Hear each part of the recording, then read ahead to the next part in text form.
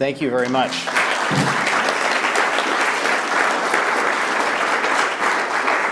Well, thank you very much for having me. And in case it wasn't obvious how important this position is, this attendance is remarkable and expresses that appreciation. So I'm very excited to be here. The City Commission thought it was a good idea that we meet, and I'm really pleased to do that here today. I'm going to tell you a little bit about myself, and then I'm to present the 100-day plan, and then of course we'll have some dialogue, which I'm really looking forward to as well. So I grew up in Overland Park, Kansas. I am the son of two elected officials. So when I was growing up from a very early age, they had foam boards of park plans in our living room, and they had all kinds of different plans that they'd bring home and talk about. But what I most remember about it at an early age was we had an answering machine. Those don't exist as much anymore.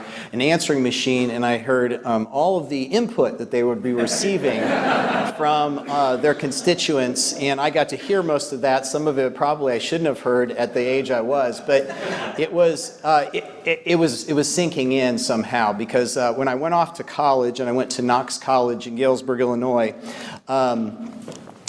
which also has some beautiful brick streets, which I've seen some of your brick streets. So it also is a railroad town and has brick streets. I was not sure where I was going, probably law school. And then I did an internship with some professionals that had gone to the University of Kansas through this wonderful MPA program. And it was when I started making a connection with what it was that maybe I could do and what I had been sinking into me. And I had the chance to go to KU, to this program where so many great people had done, and really started to understand this is my calling and this is where what I can do. I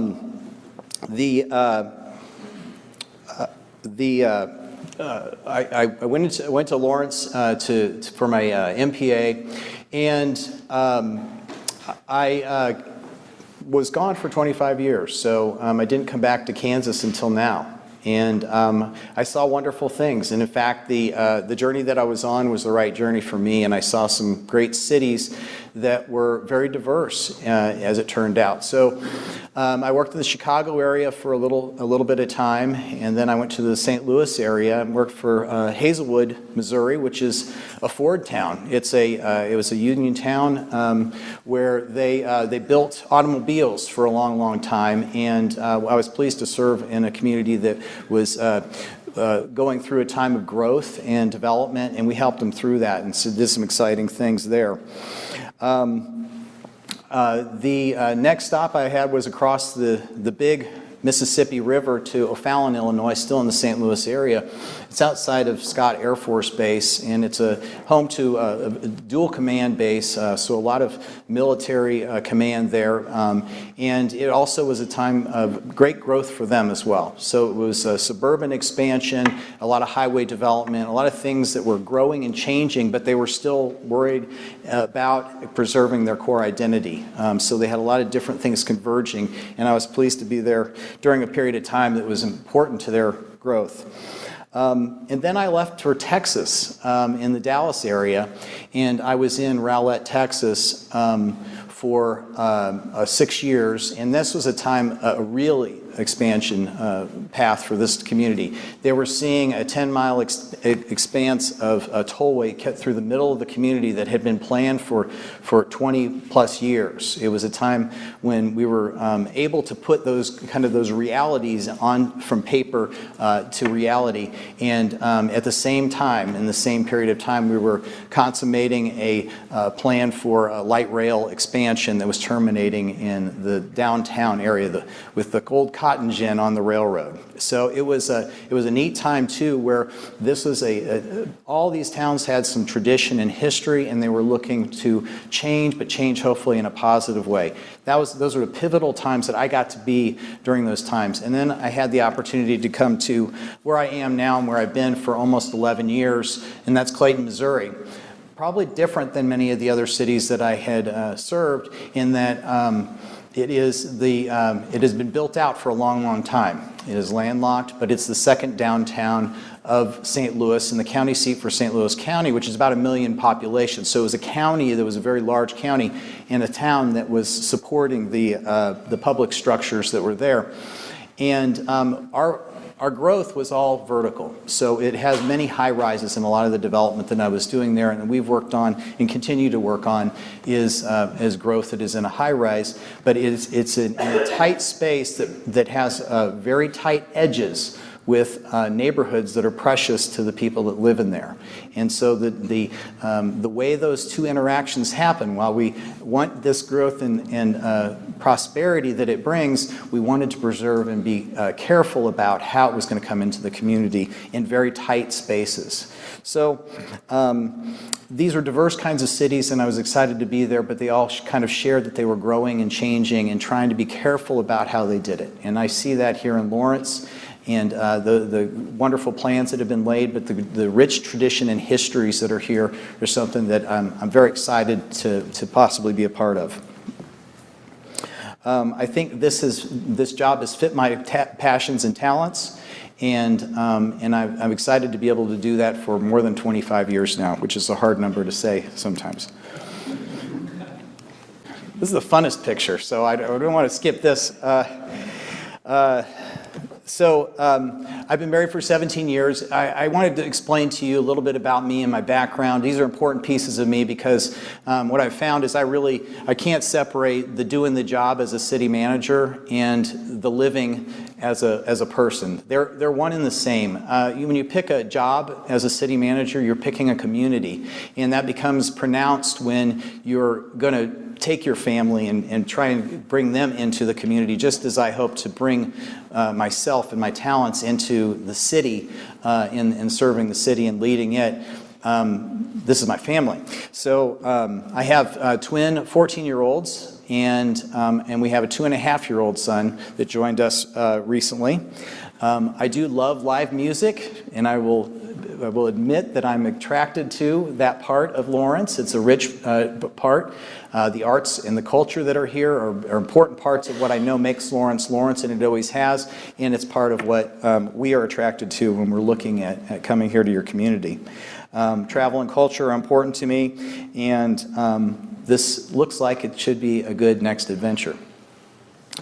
So I also want to mention what's important to me, and I think it really fits with and why Lawrence, I think, is someplace that is important for me to look at, and I hope come and serve, is I did about 10 years ago, 9 years ago at this time, I was lucky enough to get an invitation to sit on a board of Beyond Housing. I encourage anybody to look it up. We're doing wonderful work there, but it's an area in the St. Louis area close to where I work, but miles away in many ways, that it's a community that wasn't getting everything that I think of as home. And we worked very hard, and I was on the board for 8 years in helping to that community find ways to get what it wants to call home. And we're very proud of some of the things, such as a movie theater, a coffee shop, some senior housing that did not exist, and in a grocery store that was in truly a food desert. If you're familiar with the terms, there was nothing around. So we started to add the things that they had asked for, that the community had asked for, and I was very pleased to kind of get an understanding of how important it was for some people. When I came from a place from growing up, and any of the places they even served that were privileged, and that those were things that I didn't think twice about. And so that's part of what I want to share. It is part of the journey, and it's part of what I will always see as part of the job of a city manager, is to make sure that that's how people feel about their home. The other one is autism. So our family is affected by autism, and it is something that's dramatically changed the way I see also how I interact with people. So it obviously opens my eyes to the fact that there are differences in people, and it's really helped me become a more complete and patient person with understanding that everybody is different, and trying to understand that we need to make time and places for people to be fully included. And so I would be remiss in describing myself or introducing myself if these two pieces I didn't put with it, and so I wanted to share those with you as well. So I will offer a thanks to the commission for bringing me forward. This is obviously an important thing for the city. I'm deeply aware of the rich tradition of the office of city manager and in Lawrence, and the people who have held the job before me. And so I'm deeply appreciative of having even gotten to this level.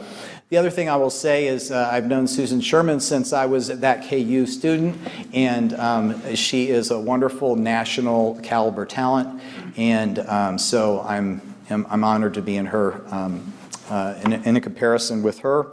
And I know also that you're very lucky to have her as a candidate. I also appreciate that this is a unique process. So I've had a few stops and I've been through processes before. They've never involved the public like this.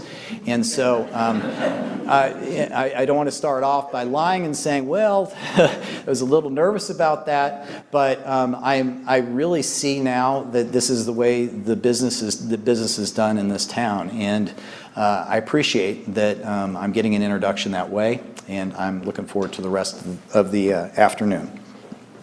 So with that, I'm going to get into my 100-day plan. So I have had the opportunity to do this in a few places. I'm not a job hopper. Like I said, I've been there almost 11 years in Clayton, and took that job thinking that's a possible place where I would be for the rest of my career. This is an opportunity that I wanted to explore, and it is something that I am. I've already had success in making transitions. So let's see. My first one was from Hazelwood to O'Fallon, and I used the same process that I'm going to lay out for you today. And each time that I've used this process, it has helped me. It's helped me get to know the community in a way that that allowed me to make good decisions up front. So if I'm successful in this plan, I will have introduced the community to Craig Owens. I will have come to understand the culture of the organization. That's important. So you're asking me to lead a very diverse set of talented people that provide critical services to you, and I need to understand the culture of how that is and how it works here, because the way it works here isn't going to be the same as the way it works other places. I'm going to probably be looking for making sure that core business functions are properly operating. That's critical to continue to be good at what we do, and make sure that if there are gaps that we identify those so we can have conversations later. Now is not the time to have them. I'm still getting to know the organization, but I want to make sure that I identify whatever gaps there might be. I want to confirm or identify the direction that the people that are doing this hard work, complex work, different work, are guided by a direction. They know where they're going. They have some idea of what they're trying to accomplish, and that's embedded into their organization, and it's embedded into the work that they do and in their conversations. I will be successful if I begin my leadership and start to make a difference. So I want to start to see where I can help, where I can start to engage, where I can start to exert my leadership. I want to build my pile of chips. If I do this right, in the way I've done it each time that I've done this, and it's been successful, when I get done, I have a lot more credibility and I have a lot more ability to ask harder questions and to delve a little deeper. I have a bigger ability to go set some new goals out and to maybe make some challenges to the organization, which hopefully move us forward as an organization. And then I will report back in 100 days so that the community understands what I've been up to and what I've observed, and most importantly, the organization does, the senior leadership does, and the commission, of course. We'll have a conversation about what has been done. I will say I was impressed by your new superintendent's presentation. He did a 100-day plan, and he's presented that out there on the website, and I thought that was very impressive, and appreciate what he's done. And I would make a similar report. So I'm going to try and build a foundation of understanding of the community and the organization. I'm going to be looking for the initial stakeholders of the organization. So not all of the stakeholders, obviously, because I hope to continue to meet those every day of my future here. But it's the key stakeholders that are really going to be the ones that are making influence on the community. They're the ones that you're relying on. They're the partners of the city. They're the partners in the community. So I'll be trying to make a connection with the key stakeholders. And a lot of my process that I've used in the past very successfully is continuing to ask those questions. Ask those questions about who else should be on here? Who else should I be meeting with? It's the most important in question so that I can complete the loop and try and identify all the important stakeholders, at least initially, that I need to meet. It'll help me build relationships, which is really the essence of what this job does, with the elected officials and with the senior staff as well as with the community. Trust is important, and so I'll begin starting the credibility and trust building that is necessary. I want to see a connection with the senior leadership. I've been very impressed with what I've come to know with them. I get to meet with them tomorrow. So if I do this right, then we will have established an initial relationship and started to get aligned. I'll understand where this team has been going, where the city has been going, and I'll understand that alignment. And that's so critical for us being successful as an organization, as a high-performing organization. I also will have successfully relocated my family. So, as I said, it's a job and it's an adventure for our family, and so it's going to be important for me to successfully relocate so that not only is it not a distraction as then we continue our lives and I do the hard work that's very consuming as a city manager, but that we have experienced the wonderful community that I know you all cherish and have started to engage in that way. That's important to us as well. And then the emotional preparation and knowing how I'm going to contribute going forward. Those are important pieces of this successful transition period. So the pre-process has already begun of this transition. There are a lot of published documents on the website. There's a comprehensive annual financial report, the budgets, lots of the personnel rules and regulations. I've already studied those some. There are a lot of documents that I could study. You've got a large body of studies that are done out there, the mapping and community planning studies that are out there. Those are all things that I can absorb before I get here, and that's part of that pre-process. I expect to have conversations by phone before I get here with the commissioners as well as the key staff. Probably a lot of email back and forth as I'm wrapping up one job and starting to move into another. I've already had a wonderful conversation from Tom Marcus, and he has pledged to, if I'm the next city manager, to be very available at the transition, and that's just such a wonderful gift. Where there are poor transitions, sometimes that is not possible, and this is one where clearly it's going to be a very smooth handoff from one to the other, and he's very committed to that, as am I. So I will take everything I can get from Tom. Home search, school search, setting up utilities, all those things, those are important that I do. And the other piece that I don't know how this plays out exactly, but I have tried to do, I'm going to be anonymous, maybe not now, but I'm going to be anonymous for a while. And it's a time when I can be a new citizen, and I can experience the city and test things and test city services. How are we doing? How is it that somebody's being welcomed into our city? So I don't know how that manifests itself, but it's something that I'll probably will do some of when I'm starting. So I'm here. Glad you all saw that movie. This I've landed here I'm on the job, and I'm engaged. I'm fully engaged. So I'm going into the office. I'm here. I'm here, but I'm not. And I say that because each time I've done this transition, and this is something that I think is an easy mistake to make, there will be a lot of demands on Craig.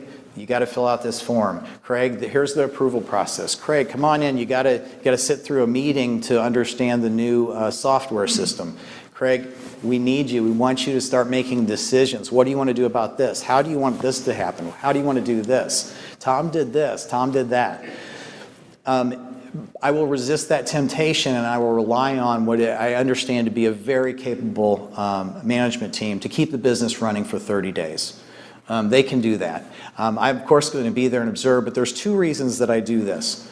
One is it will take me a lot more energy and work to try and figure out each little decision that can be made very quickly by the senior executive team. The second is that every moment that I can spare being new, I need to preserve and cherish. You get one honeymoon period, and I've experienced this each time. It's a time that's unique. Once it goes away, you don't get it back. You're not the new guy anymore. It's important that you are carrying your own weight. So I get one time to do this, and I will make the most of it. And I've done this before, but it's going to take a partnership with the executive team that's there. I will be spending at least a half a day with each of the departments. It'll probably be more. There are some pieces that are much more complex than others, but I will definitely spend some engaged time with each department to make sure that they get the time to tell me about this complex and wonderful organization and help me understand the city and the way they serve the city.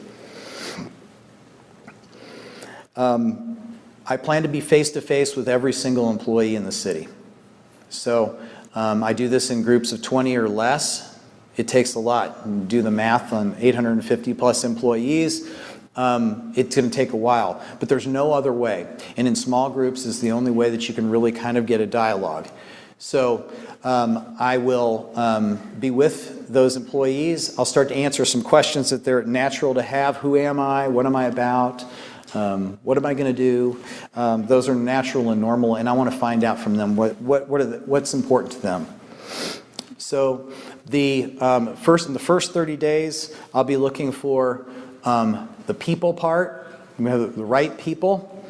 Are the people engaged with what they're doing? Do they love what they're doing? Are they engaged with the work that they're doing? Because in the public service, that's our benefit. That's our ability. That's the special thing that we get to do, and that makes people's lives better. So they should be engaged in that.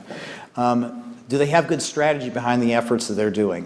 Do they know what they're doing? Is there a reason why? And do they know the reason why? Those are things I'll be looking for. I'll also be looking for operational competence and excellence. So I want to make sure that the operations are working well, that they have measures behind them, and that they're in the right, the processes are good processes. I'll be looking for a customer focus.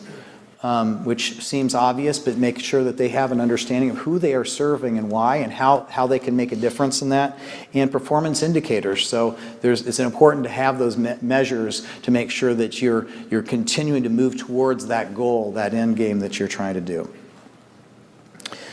So as I said, there's only one time to be new, and I plan to make the most of the honeymoon. The systematic interview process that I've done will take me through each of these stakeholders. I'll take them through standard questions. I'll start with the commissioners and the executive team, and I'll move out from there. Key community leaders, stakeholders, other partners. And the last question is always, who else should I meet with? So that helps me find more. And by the end of the process, and I've done this several times, I get the same names. So I've met with everybody that anybody else is mentioning, and that's when I'll know that I've completed the cycle and I've gotten the key stakeholders that I need to meet with right away. I'll establish a few of my patterns and habits.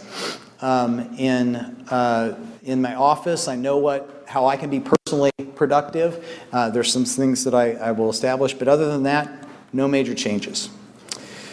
So I'll be immersed in the community.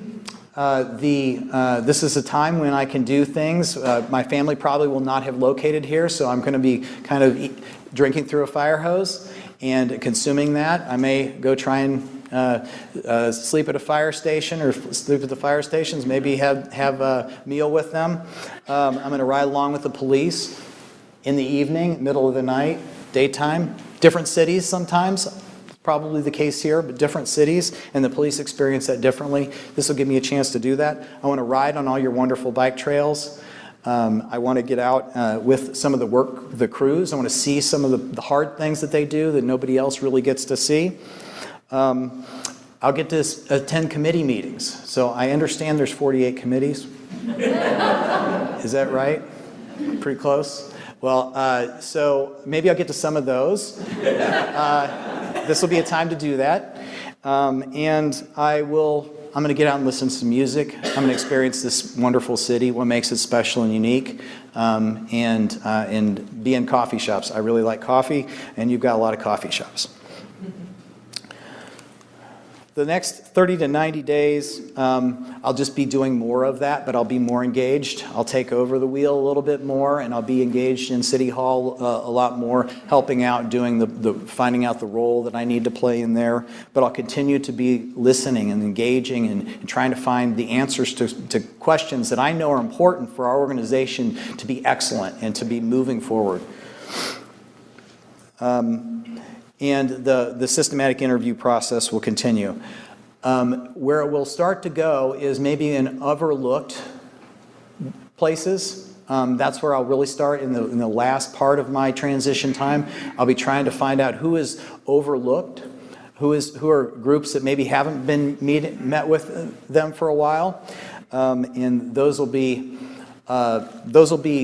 constituents or people that maybe haven't been able to meet with the city manager before. I want to find out how to connect with them. Finally, the end of the beginning. So it really is a period of time that's unique, and I won't ever get it back again, but I'll be able to do that. I will express my appreciation, I'm sure, for the cooperation that I've gotten and people that have given the gift of information and perspective. I will give an honest assessment of what I've seen in this period of time, in the gifts that people have given me of information and perspective, and it'll be data driven. I'll give some thoughts on this is why I believe what I believe. I may recommend adjustment of some things. I may not. I may see that everything is really working the way it should. And I'm going to highlight some stories of things that are going really well, because I believe that pride drives real success. And I will highlight the pride. I will highlight the things that people brag about. The employees, the citizens, everybody. There's a lot already to do, but I want to talk about what are you proud about? And when we get pride going, that will drive everything for the operations of the city. I really believe that. And so I will be highlighting the pride and building off of the pride and the good stories that people tell. And lastly, and I'll always do this, is I'll invite reinterpretation of what I've seen. So 100 days isn't very long, so I will invite a reinterpretation. Nobody does that better than the elected officials that the citizens have sent. And so I will be really asking them, what did I miss? Is this what you're seeing? Is this what you're hearing? Did I get something right or help translate something different for me? And that will help me then make those tweaks and guide to something else. And finally, I end with the same points of success that I believe are indicators for a successful 100-day transition. And that's it. Thank you.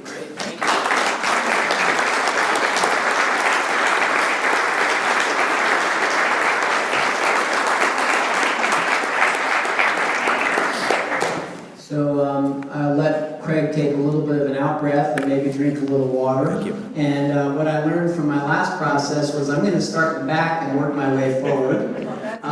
Once again, I'm going to ask people to be succinct. You did an excellent job last time. Your grade hinges on this now, so be succinct. And I'll do my best to get around, but I do remind everybody you can write your questions down, submit them there, and or use that email address and submit questions that way as well. So, who would like to begin?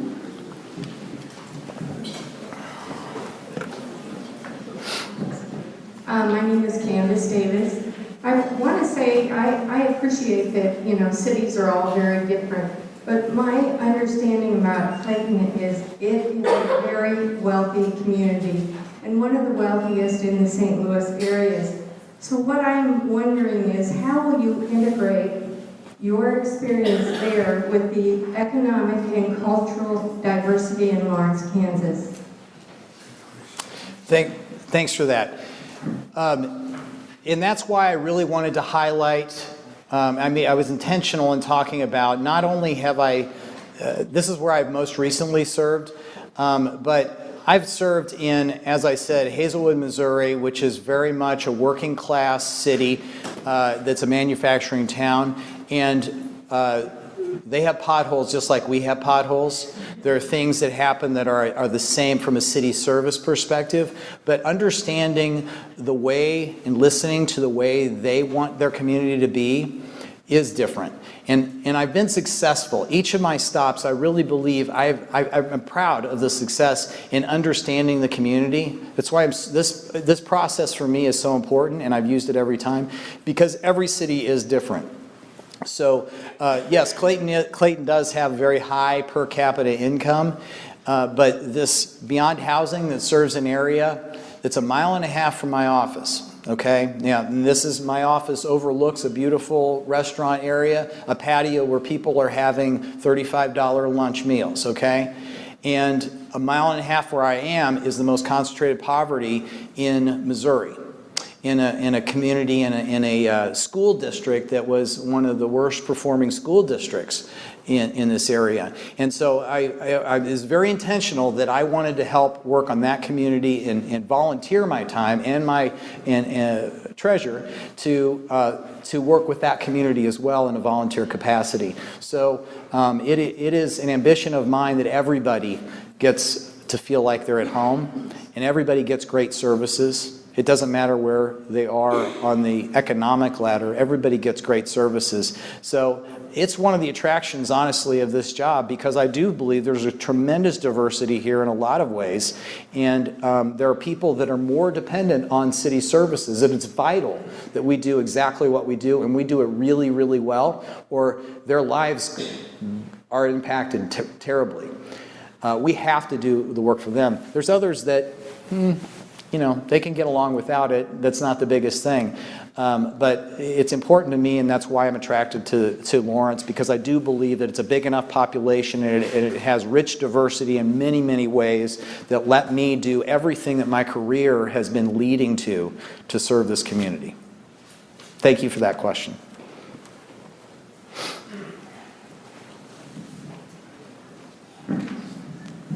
Yes, my name is Ted Boyle, and I'm president of North Lawrence Improvement Association. And what we'd like to know is how would you improve communication between City Hall staff and the neighborhood, and especially the neighborhoods that are around downtown Lawrence, which are 4 core neighborhoods. So how would you improve that communication on projects, public and private, in those neighborhoods? Thanks for that question. And I don't want to get my tour guides in trouble, but I made a special request to tour North Lawrence because I didn't know much about it, and I really wanted to see that. And I was amazed at how big an area it is and how diverse it is as well. So I was glad to spend some time up there. To the communication issue, I am 25 plus years. The more I go on to it, the more I believe, and I'm coming to a much bigger city here, I still believe it's face-to-face. And so to the degree that people's busy and hectic lives allow that we can get face-to-face, that's the best, richest way to have an engagement. You know, eventually my family will come and I won't be able to go to 48 commission meetings, but the neighborhood connection is something we need to do. And so as much as, yes, technology is great, and I've seen so many people say, oh, it's the technology and be into social media and you got to do that well. Yes, we have to do that well. We have to do that well, and from what I've seen, Lawrence does a very good job of that. Those are prerequisites as a minimum now. But I think we're going back to face-to-face and small groups. That's why I want to engage with the employees in small groups. That's why I want to engage with the citizens at the neighborhood level. Because in fact, we're still humans, and I think that human scale doesn't go away as technology comes and goes. So it's a broad answer. I don't know what's going on right now with communication strategy here, so I want to learn that more. How we can enhance it. I will probably look into how are you doing with the face-to-face or the small groups, how are you getting into the neighborhoods. Thank you. Patrick Wilbur, in regard to financing city services, do you have a preference for using sales taxes or property taxes? And how do you manage the volatility of both those strategies? Yeah, the advantage I have is I've been in several states, and it is really interesting how similar and dissimilar they are, and how dependent they are in different forms. On different, Illinois has transfers, so they get some of your income tax goes into the cities, and then that didn't work out so well here in the last few years with them. But the sales tax and property tax are pretty much the way most cities are funded in the states where I've worked, and I don't have a preference. I would just say it doesn't matter that much to me. It's a reality. So state legislatures have usually laid down, these are the things that are available to you, and they've really limited those options. So we work within that paradigm that we can't change, or it's hard to change. And within that, then you just manage revenue streams to their characteristics. So sales tax can be very volatile. So I want to see the more dependency we have on sales tax, the more we're going to need to have reserves because of the volatility if we want to keep constant services moving. If we don't want to see the ebb and flow of critical services, that some years we have good services, some years we have bad services, that doesn't seem smart. So I will want to see some higher reserve. I'll recommend higher reserve levels for things that are more volatile. But I like to see, the average over time and make sure that we have some stability. Property tax has more stability, but both of these have different fleas. They're different things that impact people's lives, and so that'll be a tough one to work with the policymakers and on the commission to decide how do we want that impact of those things in the various characteristics. But as the business manager of the operations, I'm going to want to say, okay, if the behavior of this is going to be volatile, then let's know that and let's plan for it. If it's going to be more stable, then we can do things maybe that are a little more risky or not. But we have a lot of utility tax in Clayton where I have. That's a whole different animal. And there we're watching the weather, okay? Because it's the heating bills and the cooling bills that are most volatile in that, or we hope that people make a lot of phone calls. They don't make any phone calls anymore. So you just got to manage the behavior of the revenue stream. So.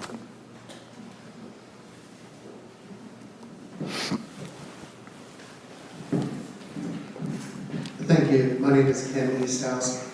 Lawrence is very passionate about a variety of different issues. We all have our own individual pet projects. Oftentimes, unfortunately, these come into conflict. And can you give me an example of, in your experience, in your profession, places where you've had competing interests against a couple different projects and how you manage that? And then would you change anything about what you would do here in Lawrence to help manage those conflicts? Well, yes, my memory was flooded as you were finishing the question. That's what we do. While I think you have a special brand of the way you have conflict here in Lawrence that I want to get to know, conflict is inevitable when you have competing values. I talk about competing values, and the guy who taught it to me is right in front of me, so it's a little bit intimidating. So, but I might get it right. But that's really has been. I got it I got it from Dr. Nalbandian 27 years ago, but it still manifests itself in those every meeting that I'm in. And so I'll bring one example. This is relatively recent. We had a one-member change on our Board of Aldermen. We're called a Board of Aldermen, so I'll mess it up sometimes. Board of Aldermen. We had one swing vote, one change in membership, and we had been proposing a resurfacing. Just a resurfacing. It was grant funded. We got money to resurface the road. It was a long, important road. And yes, of course we do that. Well, we had done a complete streets ordinance a few years before, and so we of course had to go through the process. And you've done that here recently, I understand. So you had to really look at everything and what does a complete street mean? And so we had to do that process. And when we did it, we said, well, you could put bike lanes in here. There's going to be a traffic impact. We need to do that. And so we put one, kind of stray option. The engineers developed one stray option that maybe we could have put a bike lane on this. This is an arterial that services those tall buildings. There's a lot of traffic during 2 20-minute windows a day. And so we said, okay, that's one option. I didn't think that was going to go anywhere. But this board, mainly because of a single person kind of transitioning, they really dug in and started saying, well, let's find out more about it. Maybe this bike lane could really work.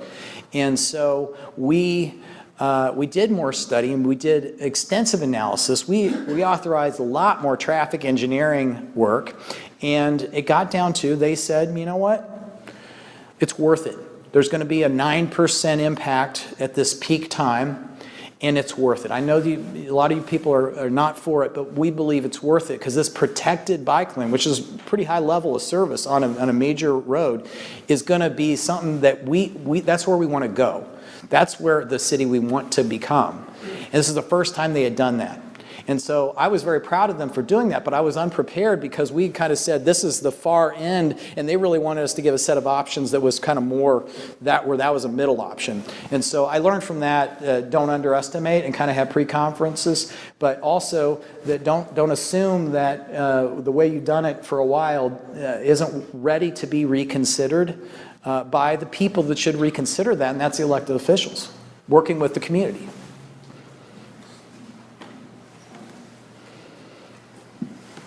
Let me get a feminine voice in here.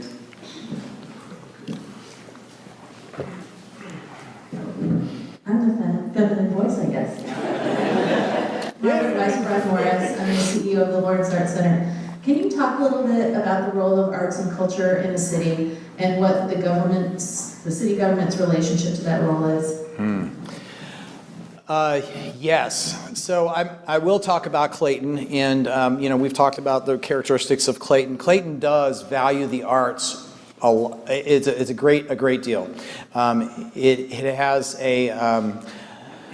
we have a public arts program that has been really fantastic. We have a partnership, a relationship with the St. Louis Art Museum. Now, the St. Louis Art Museum is in the country. I mean, it's a well-recognized centerpiece, and since we have proximity directly to Forest Park, where it's our next door neighbor, and we have some intersections, some areas of prominence that are very visible for the region, they have lent us some beautiful pieces. In addition, some of our corporate partners have also commissioned pieces that have gone in there. So we have a very extensive public art program, and I think that's wonderful, but it doesn't have to be done like we've done it. I think you can do some really wonderful small public art community programs, and in a city like Lawrence, I'll go to my next door neighbor city in University City, where it's more Washington University, and it has that kind of flavor. They have artists coming in all the time and participating in there. You may be familiar with Coca. Yes, it's important to our family.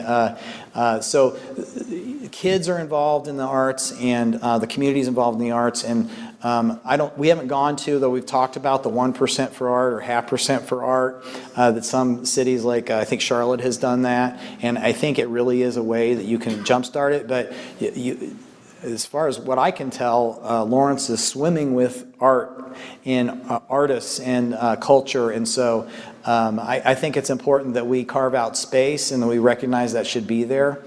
And I see that many homes are supporting their public art right out in front in their front yard. And that's Lawrence, as far as I can tell, right? I mean, I think it is. And so I think I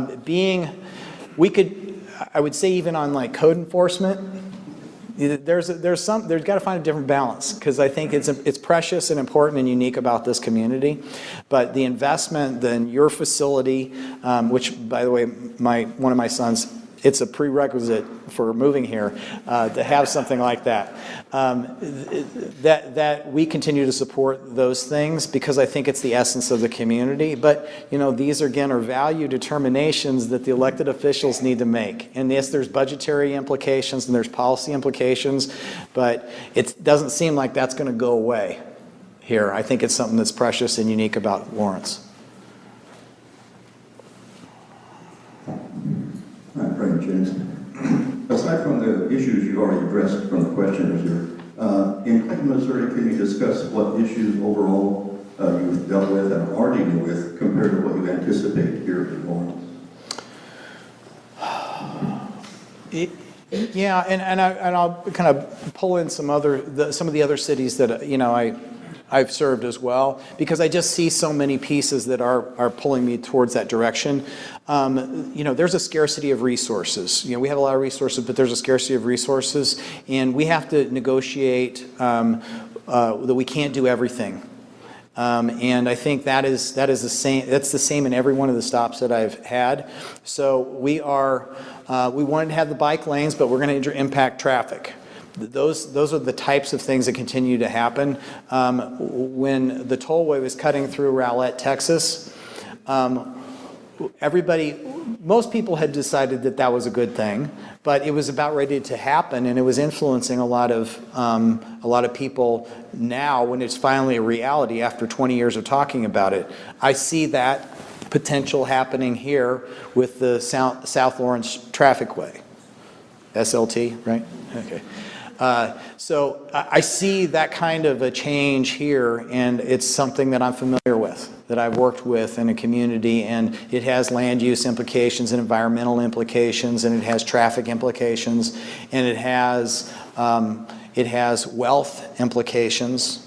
It has impact on housing value and affordability. So all those things, I see all those, and those are things that each of the communities that I've been in, we've had to address and deal with. So I think it does, my experience has definitely given me a lot of preparation for what I think is before you. I'd say also in Clayton, this is a really good parallel.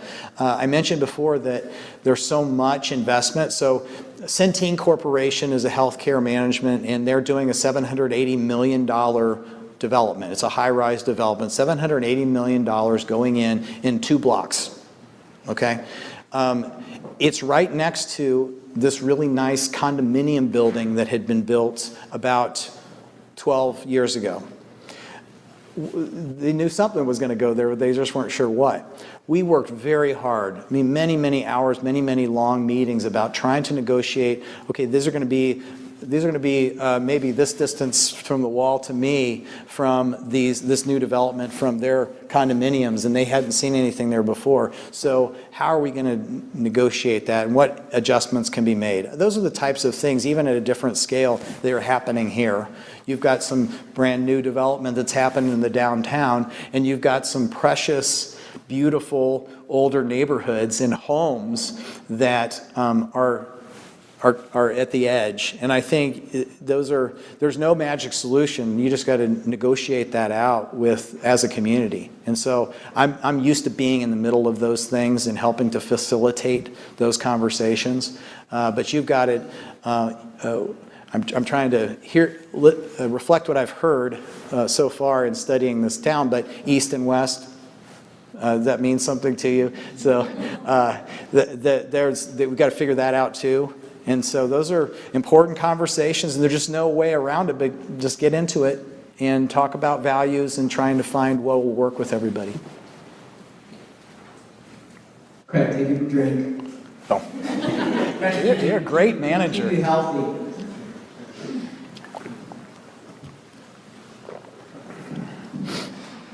Hi, Michael Alma, I'm a citizen here. What criteria would you use as a city manager to differentiate between issues that come across your desk that you would have settled administratively and the issues that you think need to go to the commission? Oh.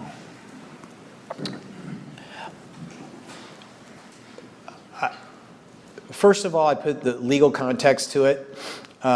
So there are some things that are defined by statute, Kansas statute, and some by ordinance, and some by your charter. So I'd want to make sure that we first of all start with that if there's a prescription of how that's supposed to be handled and who does it, I would never violate those things as a baseline. And sometimes it's worth asking, and you're getting new eyes from the outside that's worked in multiple states, so I'm going to ask those questions, probably stupid questions for somebody that's been doing this for 15 years here in Kansas, but it may help us reconsider. We've always been doing things that way, so I do think there's some value in asking those stupid questions from me with seeing it done different ways. But in general, I have... even if I have and I've done this over my career, working with hundreds of elected officials at this point, I have no problem giving questions to the board that I have the authority to address.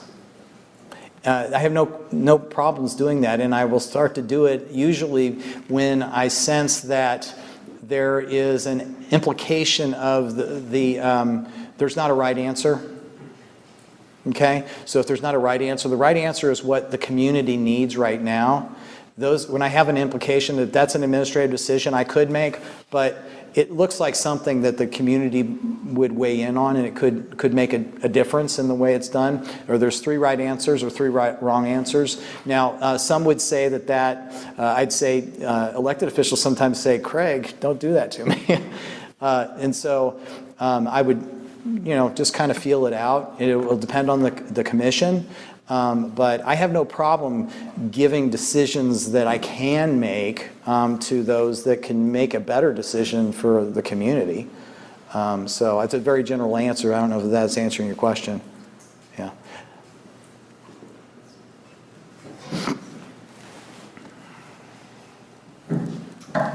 Seamus Aldrin, Lawrence Professional Firefighters. Recently, you may be aware that the city and the county governments are looking into the agreement which establishes financial responsibilities for EMS. Have you had a chance to review that agreement, and do you have any initial thoughts?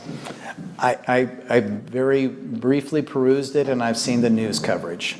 Okay, so I don't, not really. That is one of the things that I would look at. I understand that it is being handled by staff of both agencies and being addressed and looked at comprehensively, and I think that's a great place to start. So I'll be interested in hearing what comes of those conversations and learning about it. Matters of long-standing matters that haven't been looked at in a while in a changing community can be tricky, and when you talk about fairness and equity, those are always going to be dicey. And so I'd say, it should take some effort and time, and it is probably going to be a little bit contentious, and that's the nature of those kinds of agreements. But boy, I like working together. In St. Louis, we're very fragmented, and so we've figured out ways to do all kinds of things that are collaborative and that have agreements to them that have to be readdressed. And so I'm very comfortable working in that space. But I think working together is so essential. So I think you need to do that. It's good for the taxpayers too, because it's silly to kind of overlap each other. And if this is one community, that's part of what I really like too, is it's independent. I've been in suburban locations my whole career. I'm really excited that the people that are here are the ones that are going to do whatever is going to happen. And that means they're going to use different pieces. The county's going to do some stuff, and the city's going to do some stuff, and the school's going to do some stuff, and the arts groups are going to do some stuff, but we're going to work on it together, and it's the same people. So I'm really excited about that part of it.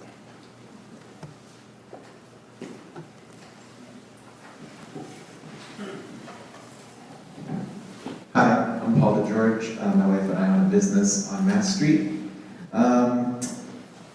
So with growing economic inequality, I think that folks in Lawrence are feeling a little frustrated to see development incentives continuing to go to a rather privileged economic class. And I'm curious how you would approach economic development to ensure that both the opportunities and the benefits are distributed more equally. Well, it won't surprise you to know that that is not unique to Lawrence. First of all, it's a public-private partnership, 3 Ps. You've heard that used a lot. The way I engage in that is that I say, if you want a partnership, then we're full partners. So I'm going to see all your books. I'm going to see what your pro forma is for your project. I'm going to see what your returns are, your return expectations. I'm going to see what your sources and uses are. I'm going to look at those and I'm going to vet those against what I think the market really is. I'm going to vet those against published indicators of cost and return. I want everything their bank sees is for me, for the public part of the partnership. And when we get to that and we see, okay, fair returns.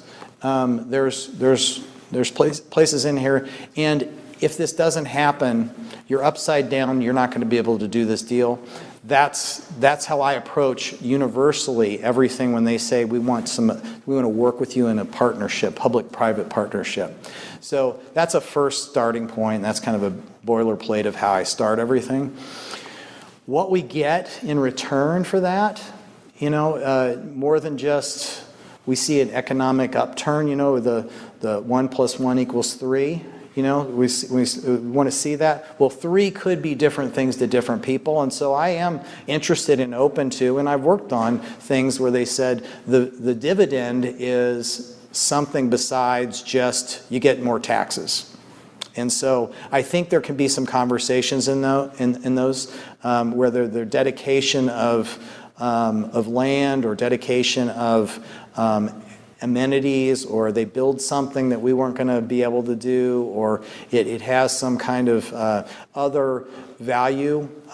We're unique in that we're going to be here 100 years from now, and we have a long horizon as a community and as a city. Sometimes the developers don't get that. And that's a value to them. So I like to use our unique identity and position within a deal to say, well, what's more valuable to us than it costs you, and vice versa. And sometimes you can tease out some of those things. And some of the things that I think you might have in mind as a small business owner in downtown, we should look at what is valuable to you. If there's some ideas of things that could be more valuable, maybe we can flow those through depending on what it is. But I'm very open to non-traditional return on investment when it benefits the community as it's defined by the community and by the elected officials, honestly. I think that's a wrap. We have hit our time. I know that there were a few other questions. I apologize, but again, you can submit your questions through the forms and put them in the box in the back. And please just round of applause for Craig. Thank you.